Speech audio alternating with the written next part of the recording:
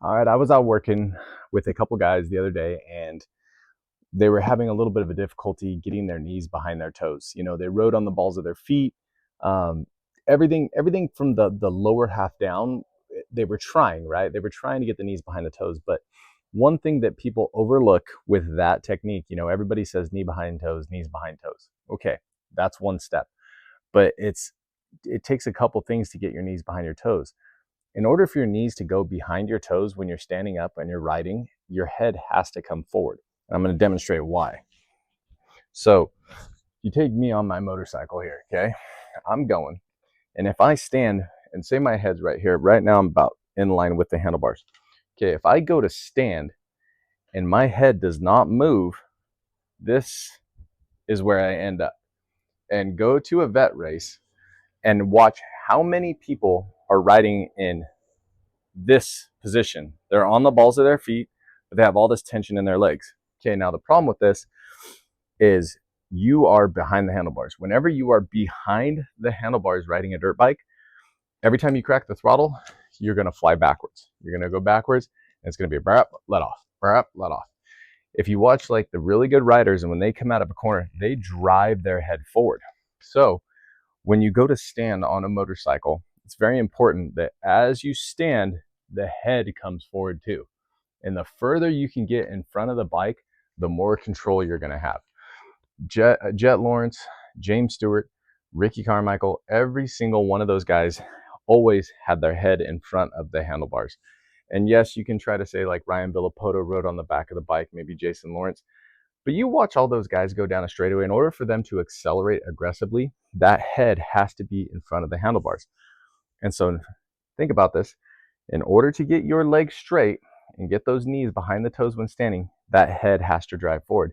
And for me, when I'm working with people, it's actually easier for me to tell them to drive their head forward. Because let's see if I don't really think about my legs, but I drive my head forward, what's going to happen? Will they stay bent? Let's see. I mean, you're going to be in such an awkward position riding. I don't think I've ever seen anybody ride in this position. It's really hard to hold yourself up. So if you go and you drive your head forward, that butt's going to come back.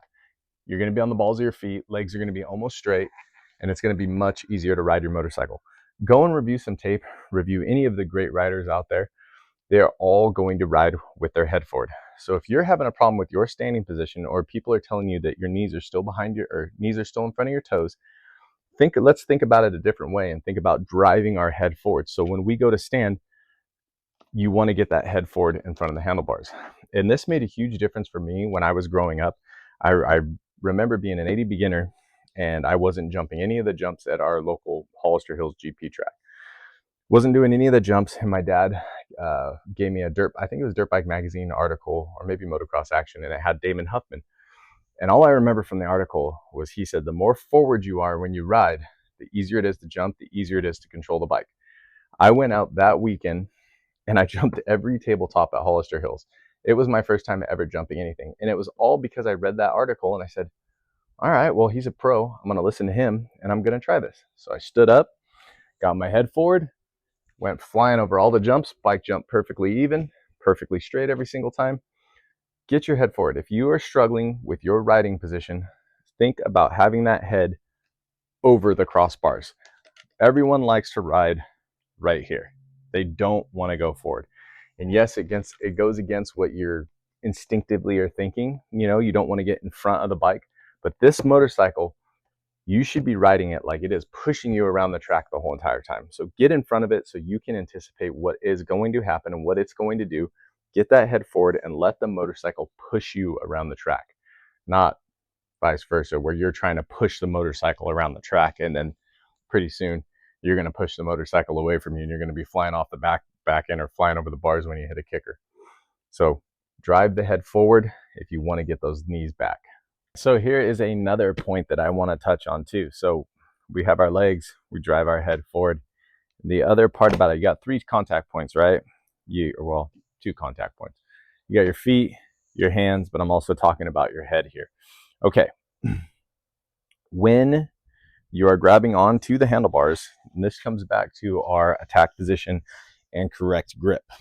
So another problem I see with a lot of riders, right? So we think about it, we go, you know, when a newbie comes to the motorcycle shop and they're like, oh, cool, I got a dirt bike. What do they do and how do they grab onto the grips? They don't over grip. So they go, cool, I'm going to ride this thing, you know, and their knuckles are pointed straight up to the sky. Well, if they don't have any instruction or any guidance, they're going to develop a riding style like this. And what I want to show you is, if you do not have the correct grip and you're riding with that elbows down, you know, recreational type rider, doesn't really have a lot of control riding style, when you go to stand up, you can't drive your head forward. So what's it's going to cause you to do is it's going to cause you to stand up back here, and you are really going to have no control of the bike. So again, we're going to use that tennis grip or doorknob grip where we square our arms up, we come up, and the knuckles, think of the angle of your knuckles. Your knuckles should always be pointing at a diagonal angle towards the ground. All right, and we don't stay stationary. We're going to do a lot of regripping, and I've talked about regrip in other videos before. So as we accelerate, come into the corner, then you go to stand up, you can let your hands rotate, and then the hands can be pointing towards the ground like they're supposed to be.